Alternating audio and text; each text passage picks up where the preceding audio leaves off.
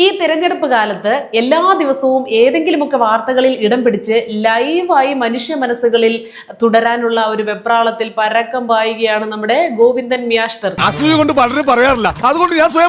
ഈ ജനാധിപത്യത്തെ, അതായത് ജനകീയ ജനാധിപത്യ വിപ്ലവത്തെ അതിൻ്റെതായ രീതിയിൽ മുന്നോട്ട് കൊണ്ടുപോകണമെങ്കിൽ താനല്ലെങ്കിൽ തൻ്റെ ഭാര്യ തന്നെ വേണമെന്ന നിർബന്ധത്തിന്റെ പുറത്ത് തൻ്റെ ഭാര്യയെ അവിടെ സ്ഥാനാർത്ഥിയാക്കാനുള്ള ആ വർഗീയ വഞ്ചനയുടെ ത്വര അത് ഉള്ളിൽ നിലനിൽക്കുന്നിടത്തോളം കാലം ഒരു യഥാർത്ഥ ബൂർഷ്വാ കമ്മി എന്നുള്ള പദവിക്ക് താത്വികാചാര്യൻ എന്നും അർഹനായിരിക്കും. തണുത്ത അപ്പം വീണ്ടും ചൂടാക്കി നാട്ടുകാർക്ക് വിതരണം ചെയ്തുകൊണ്ട് സ്വയം കോമാളി വേഷം വീണ്ടും കെട്ടി ലൈവായിട്ട് സോഷ്യൽ മീഡിയകളിൽ വീണ്ടും നിറഞ്ഞു നിൽക്കാനുള്ള തത്രപ്പാടിലാണ് ഗോവിന്ദൻ മാസ്റ്റർ. ഞാനിങ്ങനെ മര്യാദക്ക് ഇരിക്കണമെന്നുള്ളൂ. ഏട്ടാ ഞാൻ അറിയാമോ? നിങ്ങൾ കേട്ടില്ല, ആരും കേട്ടിട്ടില്ല, കേട്ടാക്ക് മനസ്സിലായിട്ടില്ല. കറക്റ്റ്. ഞങ്ങൾ പറയുന്നത് ആർക്കും മനസ്സിലാകുന്നില്ല എന്ന് വ്യക്തമായിട്ടുണ്ട്.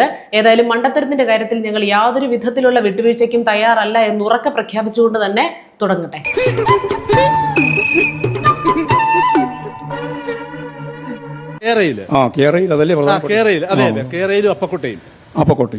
ചോദ്യം ചോദിക്കുന്നവൻ ഓപ്പോസിറ്റ് ഇരുന്നോണ്ട് ട്രോളും ആണ് എന്നുള്ള കാര്യം പോലും മനസ്സിലാകാതെ അപ്പക്കുട്ടയെ പറ്റി വിശദീകരിക്കാൻ ഗോവിന്ദൻ മാസ്റ്റർ തയ്യാറാകുകയാണ്. അതാണ് ഈ കേരളത്തിന്റെ ഒരു 50 വർഷത്തെ അപ്പുറം കണ്ട ഒരു വികസന പ്രക്രിയയാണ്. കേരളത്തെ ഒരു 100 വർഷം എങ്ങനെ പിന്നോട്ട് നടത്താം എന്ന കാര്യത്തിൽ ഗവേഷണം നടത്തി അതിനുവേണ്ട പരിപാടികളൊക്കെ കൃത്യമായിട്ട് ആസൂത്രണം ചെയ്ത് നടപ്പിലാക്കി വിജയിച്ച ആളുകളാണ് കേരളത്തെ ഇനി 50 വർഷം മുന്നോട്ട് നടത്തി അതിവേഗ ട്രെയിനിൽ കയറ്റി അപ്പം കൊണ്ട് വിൽക്കാൻ പ്രാപ്തരാക്കുന്നത്. അതുകൊണ്ടല്ലേ ഞാൻ ഈ ചാനലൊക്കെ കയറി ഇറങ്ങണേ. കാസർഗോഡ് രാവിലെ ചായയും കുടിച്ച് പുറപ്പെട്ടാൽ ഉച്ചഭക്ഷണത്തിന് മുമ്പ് സെക്രട്ടേറിയറ്റ് പോയിട്ട് എന്തെങ്കിലും കാര്യം നിർവഹിക്കാനുണ്ടെങ്കിൽ സെക്രട്ടേറിയറ്റ് പോയി അവിടെ നിന്ന് കണ്ട് ഭക്ഷണവും കഴിച്ച് നില്ല് അവിടുന്ന് ട്രെയിനിൽ കയറി തിരുവനന്തപുരത്ത് ഇറങ്ങുന്ന വരെയുള്ള കാര്യം കറക്റ്റ്, ചായ കുടിക്കുന്നതും കറക്റ്റ്. അത് കഴിഞ്ഞിട്ട് എന്താ പറഞ്ഞ സെക്രട്ടേറിയറ്റിൽ ചെന്ന് പെട്ടെന്ന് കാര്യം സാധിച്ച് അടുത്ത ട്രെയിന് പോവാന്ന്, അടുത്ത ആഴ്ചയിലെ ട്രെയിന് പോവാന്നാണോ ഉദ്ദേശിച്ചത്? തമാശ പറയില്ലേ ഗുബാജി? സെക്രട്ടേറിയറ്റിൽ ചെന്ന ഉടനെ ജനസേവനത്തിന് വേണ്ടി അങ്ങ് തുറന്നു വെച്ചോണ്ടിരിക്കുകയല്ലേ. അതിന് വെമ്പല് കൊണ്ട് ആരെങ്കിലും വന്നാ സേവിച്ചിട്ട് പെട്ടെന്ന് അടുത്ത ആളെ സേവിക്കാമായിരുന്നു എന്നും പറഞ്ഞിരിക്കുകയാണല്ലോ. നിനക്കൊരു വിചാരമുണ്ട് നീ ഭയങ്കര ബോൾഡാണെന്ന്.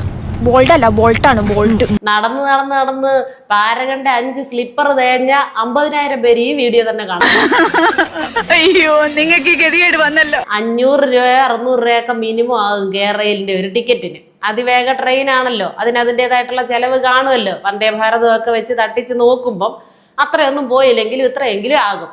അപ്പം 200-300 രൂപയുടെ അപ്പം വിൽക്കാൻ വേണ്ടി ഈ 500-600 രൂപയുടെ ടിക്കറ്റ് എടുത്ത് കുടുംബശ്രീയിലെ സ്ത്രീകള് കുട്ടയിൽ അപ്പം അടുക്കിക്കൊണ്ട് പോകണം. ഇതായിരുന്നു ഗോവിന്ദൻ മാസ്റ്റർ സ്വപ്നം കണ്ട കേരയിൽ. വളരെ ചുരുക്കം സമയം കൊണ്ട് ചൂടപ്പം പോലെ എന്ന് പറയുന്നത് കേട്ടില്ലേ? അടിയുടെ ചൂട് എന്ന് കേട്ടിട്ടുണ്ടോ? അറിഞ്ഞിട്ടുണ്ടോ? രാവിലെ പോയാൽ ഉച്ചയാകുന്നതിന് മുമ്പ് വീട്ടിൽ അപ്പം ഉണ്ടാക്കാം. അത് വിൽക്കുകയൊന്നും വേണ്ട. അവിടെ കുട്ടയെ പിടിച്ചോണ്ട് ഇവരൊക്കെ നിപ്പുണ്ട്. അവരുടെയൊക്കെ കുട്ടയിലോട്ട് ഈ കൊണ്ടിയെല്ലുന്ന അപ്പം അങ്ങ് തട്ടിയിടുക, എന്നിട്ട് തിരിച്ചു പോവുക, എന്നിട്ട് വീട്ടിൽ ചെന്ന് അടുത്ത ട്രിപ്പ് അപ്പം ഉണ്ടാക്കുക. എന്ത് തങ്കപ്പെട്ട മനുഷ്യൻ, അതും ഈ തണുപ്പത്ത്. എന്തായാലും അതിന്റെ പേരിൽ കുറെ വെട്ടി വീഴാമല്ലോ. അപ്പൊ തെരഞ്ഞെടുപ്പ് കഴിയുന്നത് വരെ ഈ മേഖലയിൽ സജീവമായിട്ട് തന്നെ നിൽക്കണേ. ഏത് ആത്മവിശ്വാസത്തോടെയുള്ള മണ്ടത്തരം വിളമ്പലിൽ ഞങ്ങൾ കാത്തിരിക്കും. വിവരമില്ലാത്തവനാണെങ്കിലും സത്യം പറയൂ.